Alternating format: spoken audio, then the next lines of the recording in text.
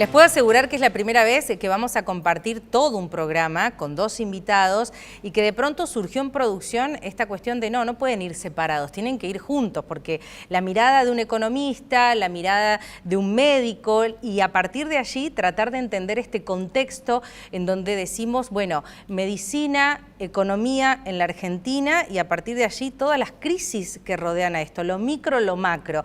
Doctor Ricardo Espósito, bienvenido, un placer que lo tenga aquí en el programa, que logré que venga a la televisión. Muchas gracias. Bueno, y Daniel Escandizo, magíster en Dirección de Empresas. Querido Dani, gracias por estar aquí también. Compartimos elecciones en este mismo estudio, el análisis de esta Argentina, que creo que coincidimos en que todos queremos verla pujante, creciente, pero que hoy estamos lejos, ¿no?, de esa sensación. Siéntanse como en su casa, porque escucharlos detrás de cámara charlar a ambos termina siendo también una forma de invitar a reflexionar. ¿A dónde estamos parados si tenemos que comenzar hablando de la Argentina en la medicina, doctor Ricardo Espósito? Bueno, en primer lugar, en cada uno de los programas que se analiza esto, se habla de un sistema de salud. Un sistema de salud que en este momento es agónico, está en una etapa de crisis, desfinanciado, terminal, porque como sistema, como tal, no existe. Un sistema es un conjunto ordenado de normas, de reglas, de personas, de instituciones que tienen un objeto común. Este sistema de salud en la Argentina es un sistema anárquico, en donde hay un subsistema público y un subsistema privado, pero a su vez fraccionados cada uno de ellos, el público nacional, municipal, provincial, el privado con las obras sociales sindicales, las prepagas, las mutuales, las obras sociales universitarias, las obras sociales provinciales, las obras sociales del ejército, que son las que conforman el conjunto de sistemas o de subsistemas privados y que son asistidos por cada una de estas entidades que se financian de una o de otra manera, distintas muchas de ellas, porque a todo esto habría que agregar el PAMI como una nueva, no tan nueva, sino como una entidad que es muy característico, es la única obra social de enfermos que existe en el mundo, es decir, enfermos entre comillas, personas, adultos mayores que tienen sus patologías, en su mayoría crónicas, que tienen un elevado consumo de medicamentos, de prácticas y demás, y que la financiación de esto está establecido por el Estado en base a una suma de impuestos, en base a un porcentaje de los sueldos que se pagan, en base a también a la posibilidad de aportes que hace el propio Estado a la obra social de Doctor, ahí lo voy a interrumpir, porque dice a una suba de impuestos, que es lo que venimos nosotros, los argentinos, reclamando, Daniel, en ese sentido muchísimo. Y ahora va a asumir Javier Milei. Pasa que ya uno lo va viendo en las decisiones del día a día. Y una de las cuestiones que propone, y me voy a ir un segundo a lo económico, dice, bueno, yo voy a reducir el gasto público y voy de esa manera a bajar la cantidad de impuestos. ¿Es posible eso? Bueno, hoy le escuchaba al doctor, qué interesante, ¿no?, hablando sobre el sistema de salud, que probablemente fue uno de los tantos temas que no tuvo espacio en la discusión preelectoral durante la campaña, porque fue bastante acotado el espacio que se le dio, ¿verdad? Con respecto concretamente a tu pregunta, a ver, hay un escenario, nosotros hemos trabajado en dos escenarios, hay uno que le llamamos escenario de shock, ¿sí?, en base a eventuales políticas enunciadas por el presidente electo, por Javier Milei, desde el domingo hasta estos días. Fíjate que ahora diferencia entre políticas enunciadas y no anunciadas, han sido declaraciones radiales, periodísticas, a otros medios, en fin, pero todavía no han conformado un paquete o un plan concreto de anuncio. Por eso digo políticas enunciadas. Y ahí son dos escenarios. Hay un escenario de shock donde se logra efectivamente una fuerte reducción del gasto público, se cumplen con las metas del Fondo Monetario Internacional. Fíjense que una de las medidas que se tomarían sería la interrupción de la obra pública. Es una medida fuerte, no es una política fuerte. Pero bueno, si dentro de ese escenario de shock se genera una reducción fuerte del gasto público, esto sería acompañado a la vez por una política de reducción de impuestos. O sea que impactaría en las personas, ¿no? en la sociedad en cuanto a cumplir con la cuestión impositiva al Estado. Pero no perdamos de vista el resultado, Ale. O sea, la reducción del gasto tendría como objetivo reducir el déficit fiscal, el déficit del sector público. Hoy el Estado gasta por encima de lo que ingresa, de los recursos que le ingresan, fundamentalmente vía impuestos. Entonces, esa reducción de gastos tendría como propósito reducir el déficit fiscal, es decir, que una eventuales políticas de reducción de impuestos estarían supeditadas a que se logre reducir el déficit. Es decir, primero reduzco el gasto, reduzco el resultado negativo, que sería ese déficit, y posteriormente podría generarse política de reducción de impuestos, ¿verdad? Doctor Ricardo, usted hace más de 40 años fundó en Córdoba la maternidad en el sector privado más grande, ¿no? Con la cantidad de partos más grande en la provincia de Córdoba. Me imagino que ha pasado varios gobiernos, varias situaciones, ¿no? Y el doctor ahí esboza esa sonrisa porque uno dice, hay que ver todo lo que uno pasa en más de 40 años. Daniel está explicando esto de reducir el gasto público, y a mí, que no soy economista, que no soy médica, pero soy periodista, digo, cuando uno me habla de reducir, inmediatamente yo también empiezo a pensar qué se le quita y qué va a faltar de alguna manera. Una cosa es el exceso, lo que sobra. Otra cosa es cuando sobre la base de lo que es necesario también se comienza a restar. ¿Me hago entender? En el ámbito de la salud, en estos 40 años, me imagino que puede resumirnos qué es lo que ha visto y qué cree también usted que en el ámbito de la salud puntualmente pueda llegar a pensar el gobierno de Milei en esta reducción del gasto público, cómo va a afectar a la salud. Bueno, en el sector privado el gasto en salud se ha mantenido entre el 8 al 9% del PBI. Eso se ha mantenido en todo este tiempo. No ha habido mayores modificaciones. Es decir, esto es lo que se gasta, lo que no significa que se gasta bien, lo que no significa que se gasta a dónde corresponde este dinero, a dónde va, en definitiva. Porque en todo el mundo, no es solamente en Argentina, se ha producido una explosión a partir de la década del 70 de lo que es la tecnología, con la aparición de nuevos aparatos, con un fenómeno que se llama de aposición. Este nuevo aparato que aparece no reemplaza al viejo, y entonces se suma a un nuevo estudio, se suma a una nueva práctica a las que ya había anteriormente. Claro. Por un lado, nuevos medicamentos que han aparecido, monoclonales, genéticos, tratamientos personalizados, antineoplásicos, inmunoterapia, que han llevado el gasto de manera significativa a todo lo que es el alto costo. En la década del 70, el alto costo en medicina representaba nada más que un 3% del gasto. En este momento, todo lo que es alto costo, los aparatos nuevos, la tecnología incorporada, los dispositivos médicos nuevos, las prótesis nuevas, los medicamentos nuevos, han llevado ese alto costo a más del 30% del gasto.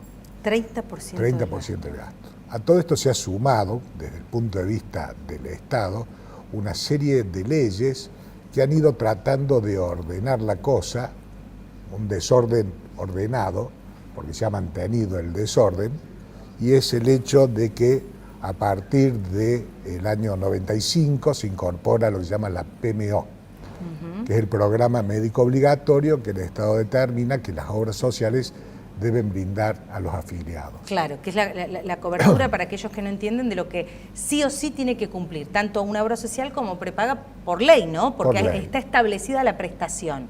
Lo de la prepaga apareció posteriori como una obligatoriedad. Bien. Esta era fundamentalmente para lo que es las obras sociales sindicales.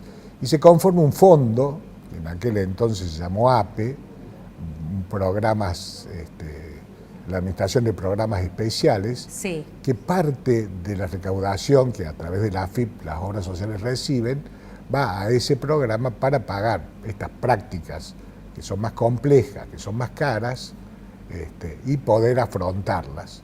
En este momento este programa se llama SUR, ha ido cambiando de nombre, pero básicamente sí, esto es semejante. Bueno, el SUR, que sería el Sistema Único de Reembolso, ¿no? Determina, está prácticamente orientado... El teléfono de un médico siempre en un estudio de televisión está abierto por cualquier urgencia, vamos a decirlo. No nos pasa al economista y a la periodista, ¿no? Por suerte no, pero tiene toda la libertad, doctor, sí. No alcanza para pagar lo que es la discapacidad. Que es otro de los ejes. Que es otro de los grandes problemas. El envejecimiento de la población, las enfermedades crónicas, los pacientes oncológicos, las enfermedades raras, todo esto ha ido evolucionando desde el 70 a la fecha, han aparecido tratamientos, han aparecido tecnologías que permiten una prolongación de la vida, que permiten una mejor calidad de vida en algunos casos, pero que son tratamientos que se han disparado en su costo de manera significativa. Hay medicamentos que valen 1, 2, 3 millones de dólares año, y en consecuencia ese monto implica un desfinanciamiento importante para la seguridad social, para las obras sociales. Con lo cual, este tema de la economía, bueno, atraviesa transversalmente a todo lo que es el sistema de salud. A lo cual se ha agregado un último factor reciente, no tan reciente, que se venía dando, que se venía viendo, que se venía observando y que no ha sido considerado, y que es el tema del recurso humano. También, ¿no? Otro de los el tema del recurso humano en medicina es una catástrofe actual, no futuro, actual, en donde hay especialidades donde no hay nuevos profesionales, ha habido una caída en la cantidad de profesionales médicos, y es un sistema, el sistema de salud, que implica en cuanto al recurso humano la necesidad de jerarquizar e incorporar los otros actores, porque el sistema de salud no solamente está sostenido por los médicos, está sostenido por los médicos, las enfermeras y toda la gente que comprende el equipo de salud para dar una atención adecuada. Es una empresa, Daniel.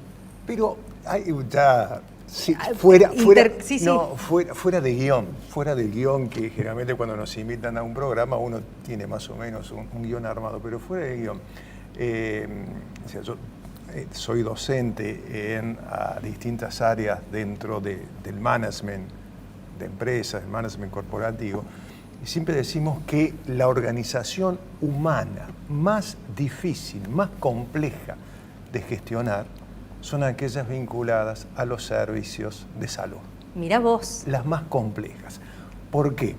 Porque quien las gestiona debe lograr un máximo resultado a partir de gestionar capitales físicos, las instalaciones, el equipamiento, que es muy importante, crítico, capital humano, los auxiliares de salud, mantenimiento, capital intelectual, los médicos, ¿sí?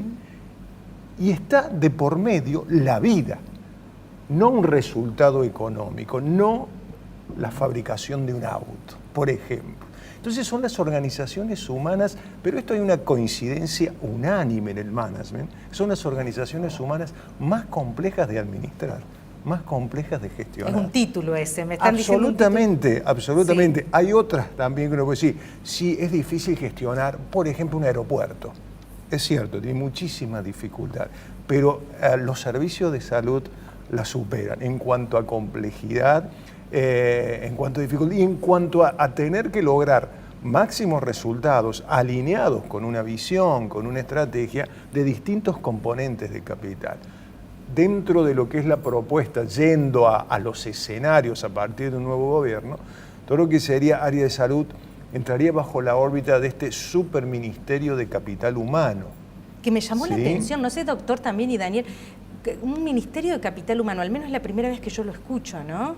Educaciones no sé, también estaría desconozco. allí. Creo que estamos haciendo algunas, o mostrando dentro de lo que sería el eventual plan de gobierno, pero ya hay algunas cosas definidas, ¿no? Claro. La implementación de un ministerio de capital humano que incluye salud, que incluye educación y otras áreas, es toda una novedad. Rompe de alguna manera con lo que creo, y les pido la opinión a cada uno. Doctor, iba a agregar algo recién, pero creo que rompe con la especialidad o la especialización. No es lo mismo un ministerio de salud que un ministerio de capital humano, en donde salud es una cápsula más, educación es otra cápsula, excepto que realmente el engranaje funcione de una manera perfecta, cosa que no creo, del vamos. Lo dijo Daniel, en los debates presidenciales, salud nunca estuvo presente. En las encuestas está en el 14, 15º lugar salud, como importante para la gente, hasta que la gente se enferma. Claro. Y entonces su salud pasa a ser por demás importante, disculpame que... No, por favor, ya dijimos, es un teléfono... médico. Dani, decime. Es un médico, no, por eso hablo en estos escenarios, ¿no? En un escenario de shock y otro progresivo, Sí. para sacar un poco o dejar de lado este nombre de gradualismo, que por allí se malinterpreta. Entonces hablamos de un escenario de shock, un escenario progresivo. Perdón, y ahí cuanto a te medidas. pido por favor que ayude siempre a la gente. Sí. Yo siempre digo esto en el periodismo, no todos hemos tenido las mismas No todos hemos tenido- oportunidades Claro, para interpretar. claro. ¿Qué sería un gradualismo? Ahí está, por eso hablamos más de un escenario progresivo, paulatino. En un escenario de shock, vuelvo, hay un fuerte enfoque en la reducción del gasto público, se logra, hay un freno en la emisión monetaria, esto lo hemos hablado otras veces en el modelo mental del presidente electo, la emisión monetaria sin respaldo, espuria, es la principal causa de la decadencia argentina. Entonces él se enfoca a frenar la emisión monetaria, para eso tiene que lograr desarticular y acordar con los bancos la enorme deuda que tiene el Banco Central con los bancos a partir de este famoso instrumento que estuvo en los debates, que son las letras de liquidación, que no es otra cosa y hay que explicar y la gente lo va a entender perfectamente, Ale, es deuda del Banco Central con el sistema bancario. Los bancos le prestan al Banco Central pesos, eso se va venciendo prácticamente todos los meses, se va renovando y cada vez genera más intereses y se genera este efecto bola de nieve. Esto implica muchos pesos de deuda y alimenta aún más la emisión, porque para cumplir con esa deuda el Banco Central tendría que emitir más. Entonces es un problema a solucionar. En el shock se lograría reducir fuertemente el gasto, se lograría frenar la emisión y se avanzaría fuertemente en tres aspectos. En privatizaciones, que ya lo ha anunciado el presidente electo, en flexibilización de ciertas legislaciones, entre ellas la legislación laboral, y apertura económica, ¿sí? Sería un poco el enfoque de un escenario de shock. Dolarización y cierre del Banco Central hasta lunes o martes, te diría que eso se había ratificado, pero con los cambios de último momento, sobre todo de nombres, parece que pasó ya a otra etapa. ¿Qué trae este escenario de shock? Bueno, probablemente conflictividad social, actores involucrados que pueden sentirse afectados y manifestarían este rechazo. Por la interrupción de la obra pública y la disminución de los gastos de gobierno, lo más probable es recesión, al menos en el primer semestre. Pero si es exitosa esta política, probablemente una reducción de la inflación a partir del segundo semestre. Ahí sí. En el escenario alternativo, el escenario progresivo. Claro. Todo esto se va llevando a cabo de una manera más lenta, más paulatina, lo cual no quiere decir que necesariamente sea negativo.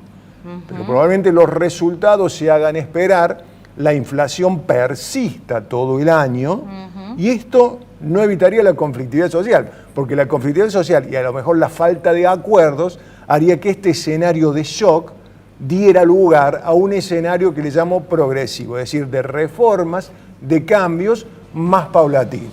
Y en este escenario dejo la pregunta planteada antes de ir al corte y seguimos con esta charla interesante, porque habla Daniel de si es progresivo, si es de shock, y de pronto pienso en la reducción, si tenemos que salir a pagar, a devolver, de pronto, bueno, empiezo a reducir gastos. Y hay programas nacionales de salud que impactan de lleno en las provincias. Por poner un ejemplo, el programa de cardiopatías congénitas que tratan de nuclearse y que Nación acompaña incluso a instituciones privadas. Eso termina de alguna manera restando. Le dejo esa pregunta, doctor. Hacemos un corte y es la primera vez que pasa en versión completa, que 2 invitados, todo el programa, pero es interesante lo que se está abordando. Les agradezco enormemente. Corte y ya seguimos con más. Esto es Versión Completa, Política y Salud.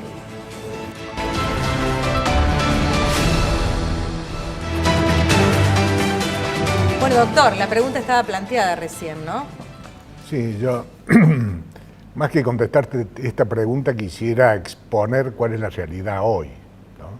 En el tema de salud y cómo la economía o esta economía nos ha impactado.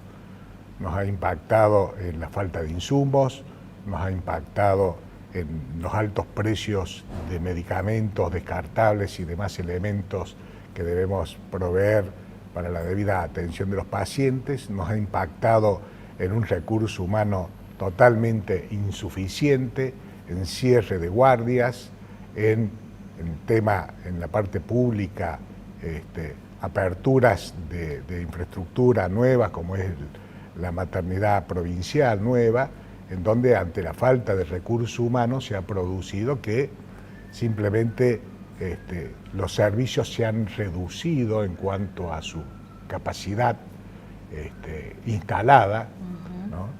Y bueno, vuelvo a insistir que el gran problema en este momento, independientemente de esta cuestión económica que nos afecta y verdaderamente nos está llevando a un punto de crisis terminal, es el tema del recurso humano, es el tema de la falta de profesionales, no solamente médicos, sino también de enfermería, es el tema de una falta de política adecuada para estimular la formación de estos profesionales que necesitamos y que en pronto plazo vamos a estar sin posibilidad de dar una atención adecuada a la población, tanto en la parte pública como en la parte privada. Claro, es la carencia absoluta de especialistas. Es la carencia de especialistas y te diría hasta de un proceso de ausencia de vocación en la juventud de hoy, ¿no? Es decir, en estos 40 o 50 años, yo voy a cumplir 50 años de médico, independientemente de la clínica, un médico de vocación. Sí, y esta cuestión de la vocación, de una carrera tradicional, en donde antes el médico tenía una figura jerarquizada y demás, se ha ido degradando esto. Hay un artículo de Toffler de los 80 que él habla de la desmitificación del guardapolvo blanco, en donde el paciente ya en esa asimetría de conocimiento que se producía antes y en la actitud paternalista del médico hacia los pacientes fue cambiando. Y esto ha llevado a que hoy por hoy el paciente es el que indica la solicitud de estudio, el paciente es el que interconsulta con el doctor Google, sí, o con internet a ver qué le dijo este médico, si es correcto o no es correcto. Y fundamentalmente la gente joven carece de una vocación y carece de un estímulo. El 75% de los estudiantes de medicina son mujeres, claro, por una cuestión de orden económica. Y quisiera cerrarlo. Sí, por favor. No ya escucha la cortina para no seguir hablando, del director. Respecto de lo que es la vocación, ¿no? Y hay un gran médico argentino, un gran clínico porteño, que era Alfredo Lanari, que él decía que definía la vocación de la siguiente manera. Decía, hay que haber estado en la vida enamorado una vez para saber lo que es un momento de felicidad, ¿no? El amor lleva a ese momento de felicidad. Pero mucho más duradero y prolongado es estar enamorado de algo, de un propósito, de un ideal que le dé contenido a la vida y durante toda su vida pueda disfrutar de ese enamoramiento con su profesión a través de su vocación. Hoy la vocación, como diría en su momento Pugliese, les hablé con el corazón, me contestaron con el bolsillo. Con el bolsillo. Así responden los mercados. O con la billetera. No tienen corazón y tampoco tienen memoria. ¿Sí? Mirá. Lamentablemente. Está la tiranía del corto plazo.